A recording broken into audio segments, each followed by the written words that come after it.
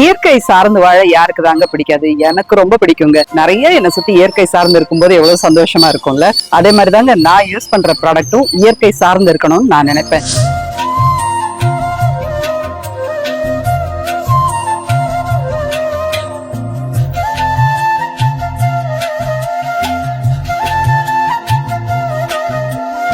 என்னுடைய உதடெல்லாம் ரொம்ப ட்ரை உதடு, ரொம்ப சூடு உடம்பு. ஸோ அடிக்கடி நான் லிப் பாம் யூஸ் பண்ண வேண்டியிருக்கும். அது கெமிக்கல்ஸ் இல்லாம இருந்தா தானே நமக்கு நல்லது.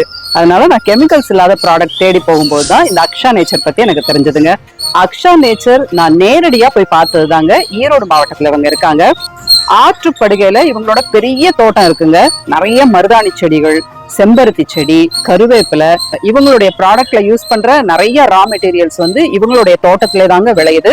நம்ம தீபாவளிக்கு தானே எண்ணெய் தேய்ச்சி குளிப்போம். இப்பெல்லாம் எங்க எண்ணெய் தேய்ச்சி குளிக்கிறோம்? தீபாவளி எண்ணெய் தேய்ச்சி குளிக்கிறோம் இல்லையா?